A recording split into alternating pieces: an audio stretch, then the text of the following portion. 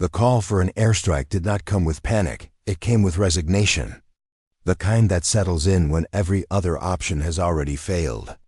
The ground unit was pinned in a narrow valley where the terrain turned radios unreliable and visibility into a curse. Enemy fire echoed from elevated ridges and abandoned structures. Ammunition counts dropped with every exchange, and medics were already working beyond capacity.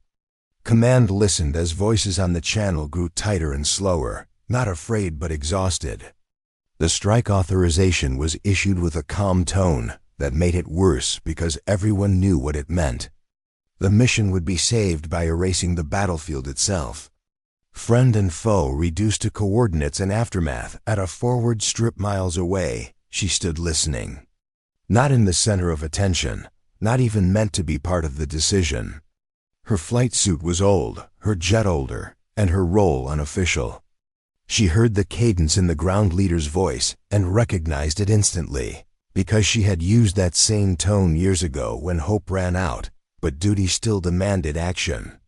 The airstrike clock began counting down, and with it came the quiet acceptance that something irreplaceable would be lost. Not just lives but trust, purpose. And the belief that skill still mattered, she stepped closer to the operations desk and requested temporary airspace clearance. The room hesitated because her name carried weight and discomfort at the same time. She was known for results but also for refusing simple solutions. The kind of pilot who believed that overwhelming force was often a failure of imagination. Command questioned her intent, and she answered without raising her voice. She said the strike was unnecessary. Not because the situation was easy, but because it was still alive, still flexible. Still human. As the countdown continued, she moved with quiet certainty toward her jet. Engines warming while debate dragged on behind her. She did not think about recognition or consequence. Only about timing and angles and the narrow window before destruction became irreversible. As her jet rolled toward the runway, the airstrike was still active on the board. But for the first time since the call went out, there was another possibility moving into the sky, fast, deliberate. And unwilling to accept defeat as the only answer, the jet lifted into the air before consensus was reached. Not as an act of defiance, but as a calculation. She knew the timeline better than anyone in the room, because she had lived inside it before.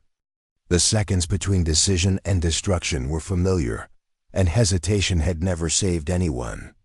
The runway lights fell away beneath her as the aircraft climbed, not fast, not aggressive. Just enough to disappear into the low clouds that hugged the valley like a lid.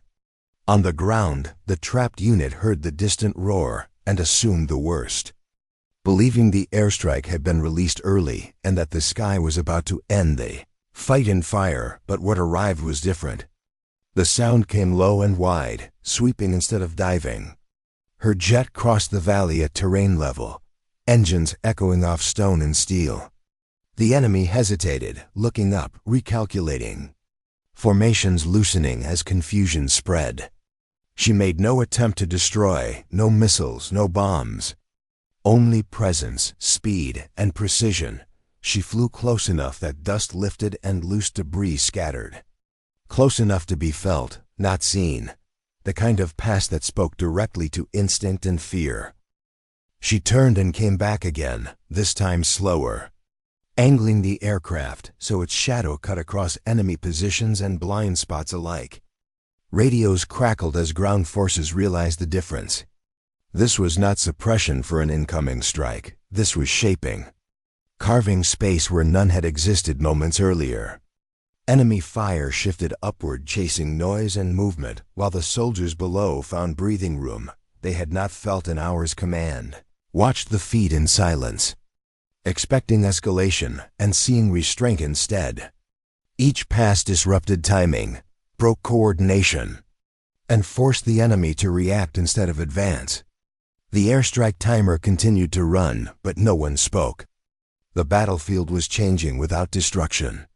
And for the first time since the call went out, the situation was no longer collapsing.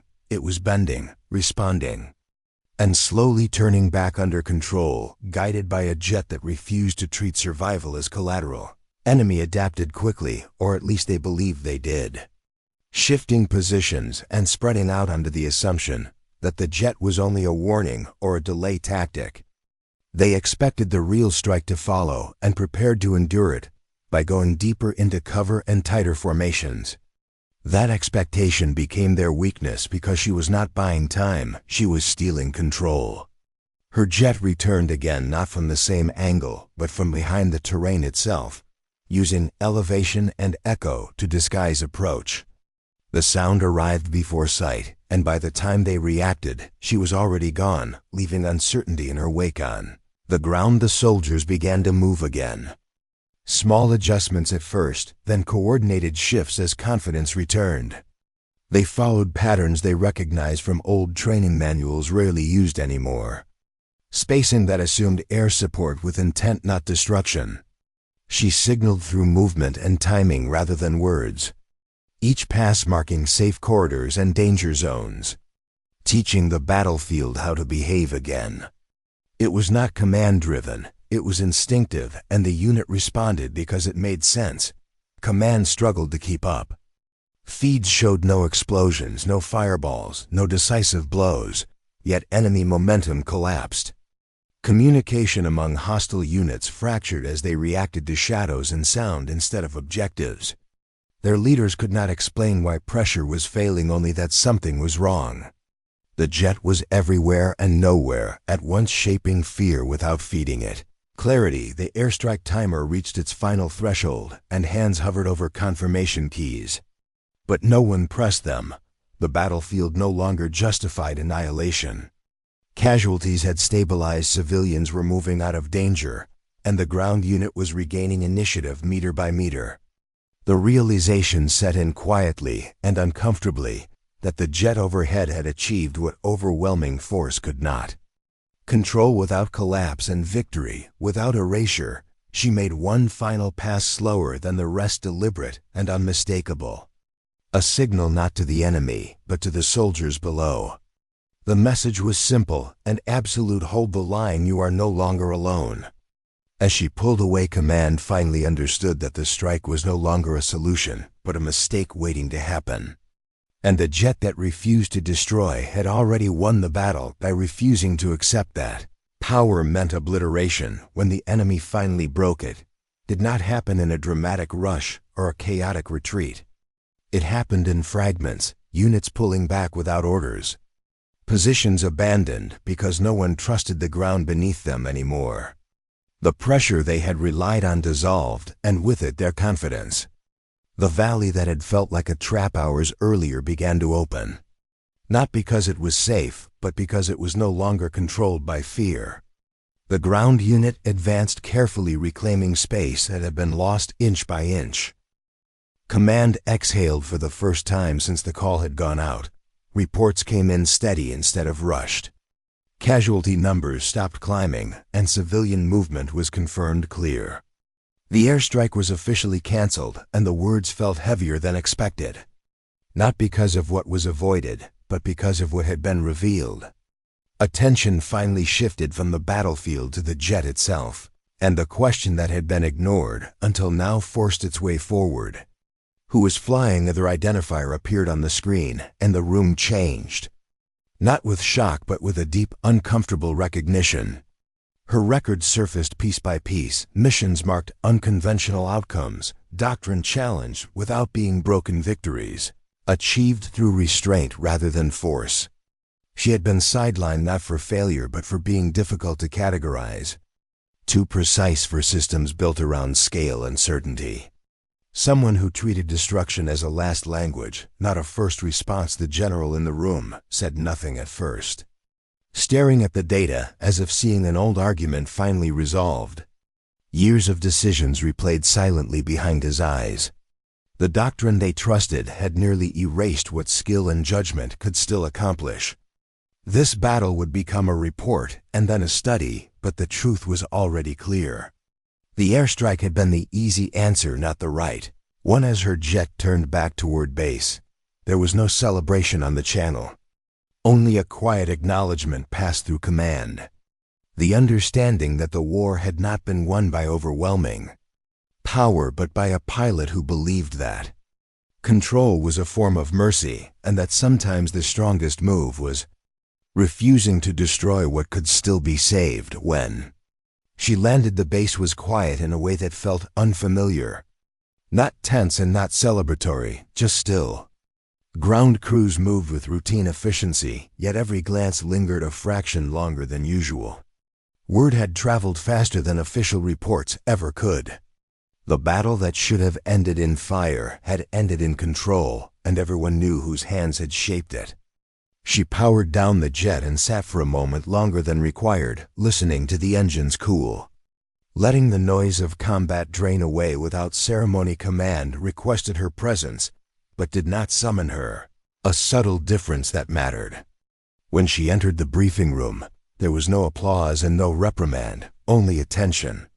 The kind that carries weight, because it comes after doubt has been stripped away.